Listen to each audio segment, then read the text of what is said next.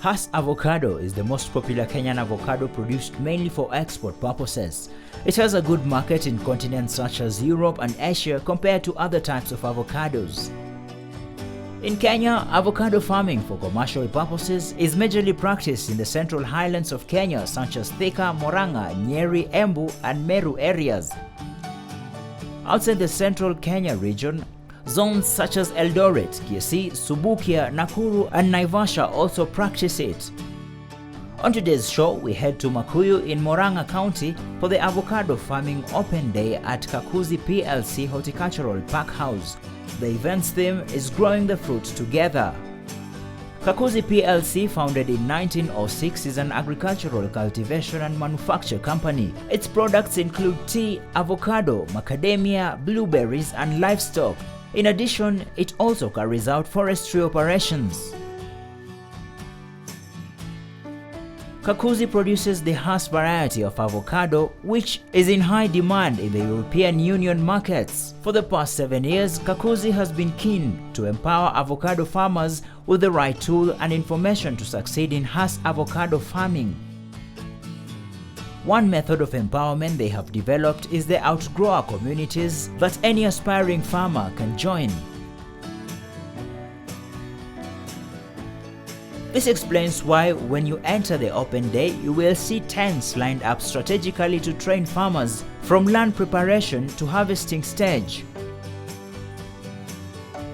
Murang'a County is well known for coffee production. However, over the years, farmers have abandoned coffee farming for profitable Hass avocado farming. Murang'a County Governor Mwangi wa Iria, who was in attendance at the open day, echoes these sentiments and sees avocado farming overtaking coffee in the county.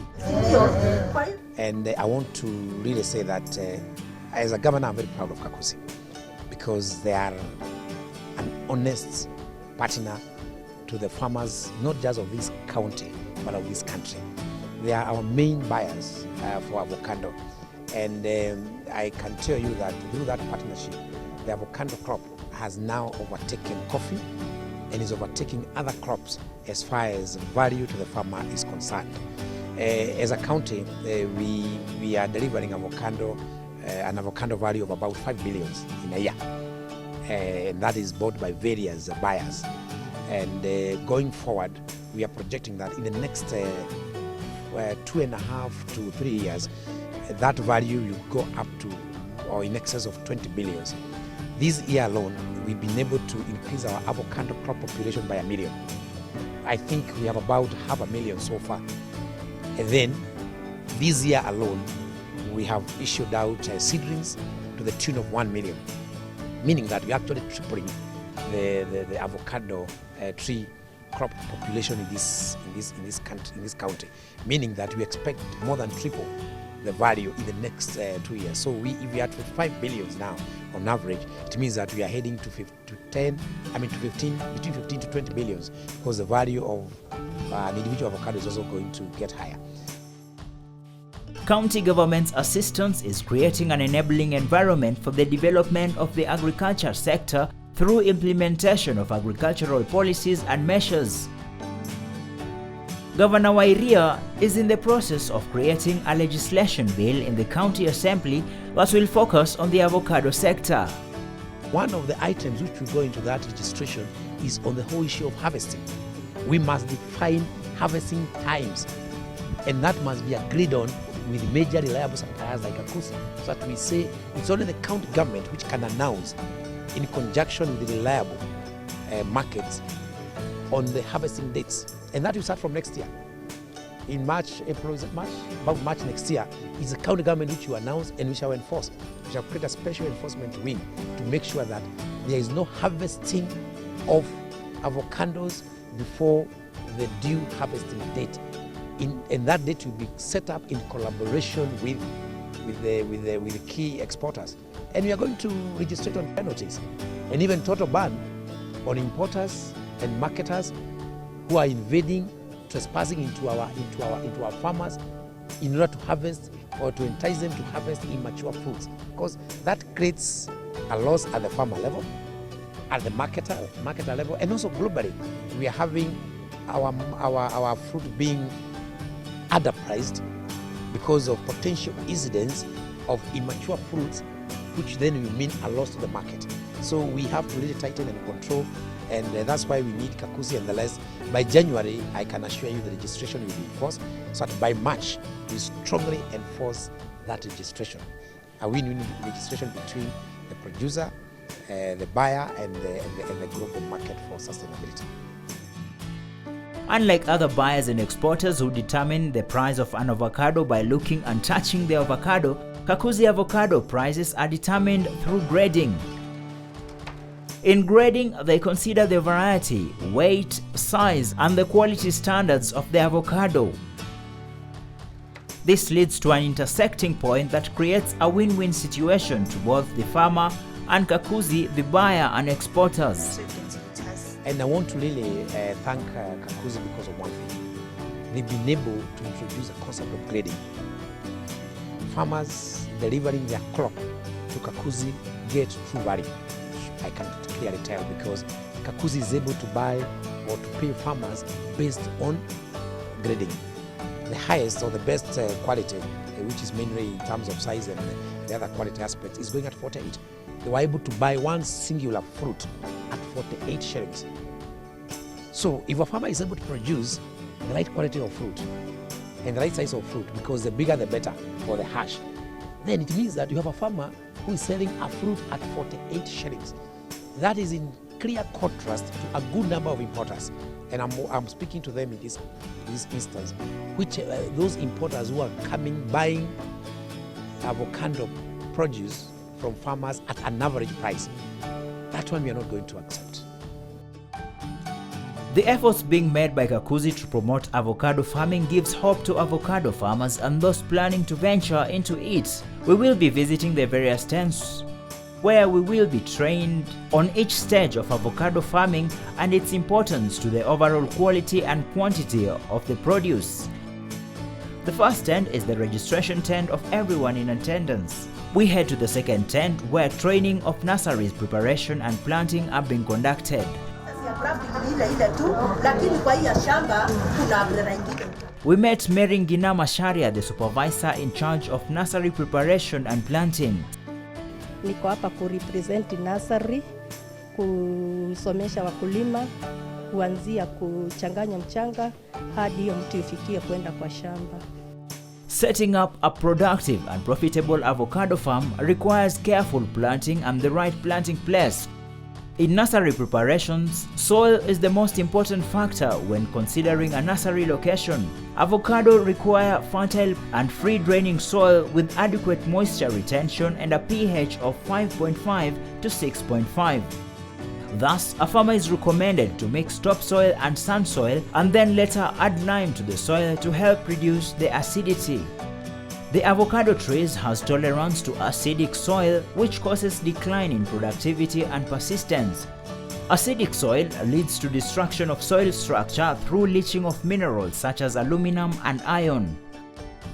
They also reduce the soil fertility as calcium, magnesium and potassium are depleted due to leaching. Kwa nursery, ukitaka kukuza miti yako vizuri, lazima uangalie mahali utatoa mchanga. Mchanga yetu huwa tunatoa kwa forest, top layer.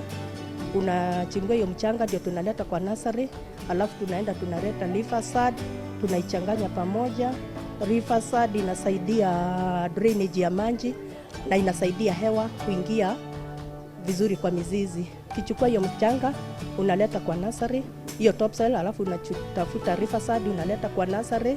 Ukishamaliza hivyo utaenda utapima hurubaru 3 za topsoil, alafu weke hurubaru 2 za leaf sod, alafu katika hiyo utaongezea 500 grams za agricultural lime. Juu agricultural lime inasaidia kutoa ile ukali unakuanga kwa mchanga. Ms. Macharia adds the importance of carefully rationing the soil. The clay and sandy soil are mixed in a ratio of 3 to 2 respectively. Clay soil aids in holding of the water while the sand soil helps in aeration as they are loose. Thereafter, you can add animal manure and mix them thoroughly. Ukipandia hii topsoil huwa haina ile drainage mzuri, kwa hivyo hiyo topsoil itajibeka pale juu, maji itakuja itaflood na itafanya ile mmea yako ioze ama iwe na root rot ama dumping off. There are two ways of propagating an avocado tree: planting the seed directly in the soil and through grafting. When planting avocado seeds directly through the soil, you will require an indigenous avocado fruit, or you can pick a fruit from Hass or fruity variety where you will separate the fruit and the seed. Scrap the outer coat of the seed with a sharp knife and wash it with warm water. Let the seed dry for 24 hours at room temperature and the seed will be ready for planting inside the soil. The seed will start germinating after 4 weeks.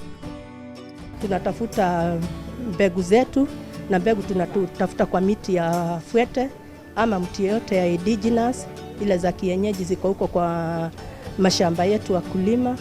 Alafu tunakuja tunaweka hiyo tunda iive ili alafu tuna separate tunda na mbegu. Tunatumia hiyo mbegu, tunakuja tunatoa ile kagozi ya juu, alafu ile mbegu tunaweka kwa ile mchanga tulichanganya. Kama yenye imekauka, tunakuja tunatoa ile kagozi ya juu ili kubreak the dormancy ama quicken the germination. Ukipanda na hiyo kagozi itakaa sana bila kumea, lakini ukiweka ile ukitoa kagozi itamea haraka. Inachukua only 21 to 28 days ina germinate. Grafting is the process of joining two plants together, an upper portion, which is a scion, to a lower portion, which is the rootstock, to grow as one. Grafting in the avocado tree isn't technically necessary to get fruits to grow. However, it can speed up the process of fruit bearing. Grafting also produces a tree that is resistant to pests and diseases, enables genetic improvement of the tree and increase in productivity. Ukishapanda mbegu inamaliza mwezi moja ndio ina germinate. Ikisha germinate inamaliza tena 4 months ndio iwe ready kwa grafting. Hiyo yote kwa hiyo wakati hiyo ni root stock. Na hiyo root stock hata ukipeleka kwa shamba itamaliza miaka kama 10 hivi ndio izae. Lakini ukishaifanya graft inamaliza miaka 2, mwaka ya 3 inaanza kuproduce matunda. There are factors to be considered for successful grafting: compatibility of the scion and the rootstock, proper care of grafting site, clean tool to be used for grafting, and ensure the plant is at the appropriate stage for grafting. The most common method of grafting avocados is the cleft graft. Here, you make a vertical split on the center of the rootstock and insert 1 or 2 scions with 2 or 3 buds into the cambium layer of the rootstock. Tie the scion and the rootstock for maximum compatibility and cover it with a colorless paper. This prevents water getting inside, which might cause rooting. Ndio kitambo ufanye miti yako grafting, lazima uwe na good trained grafter. Sio mtu yote unachukua na huko. Alafu unatafuta ile orchard, mahali utatafuta scion zako. Tayari sasa uko na rootstock.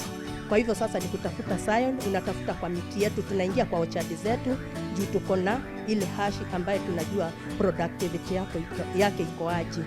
Kwa hivyo hapo ndio tunaenda tunatafuta scion.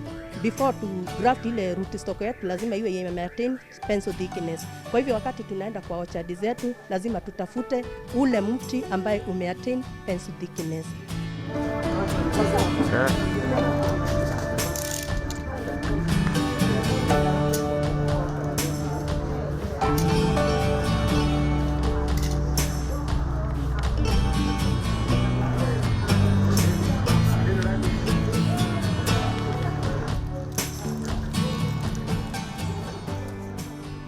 After the grafting process is done and your seedling or grafting union is ready, it is now time to prepare the land. But before we move to the next step, Meringina gives her final sentiments on the avocado nursery preparation. Ujumbe wote naweza kupenda kuambia mkulima huko nyumbani ni wakuje wanunue miche yetu kwa Kakuzi, kwa tunauza zenye tumejitengenezea sisi wenyewe. Juu tukienda huko nje hupata tunauziwa ile miche haijagraftiwa na ile variety tunataka ama haijaweza kufikisha ile kiwango tunataka. Kwa hivyo tunasema miti yetu kwa Kakuzi ni miti mzuri ambaye tumegraft na ile has original. Kwa hivyo naweza advise wakulima wakuje wanunue mimea yetu. Iko mzuri, ni kubwa kiasi, hata nyinyi mkiona mnaiangalia ni kubwa. Kwa hivyo mkulima akiweka kwa shamba itakuwa na miaka 2, miaka 3 inaanza kumpatia matunda. Agri Export takes a short commercial break. Stay tuned.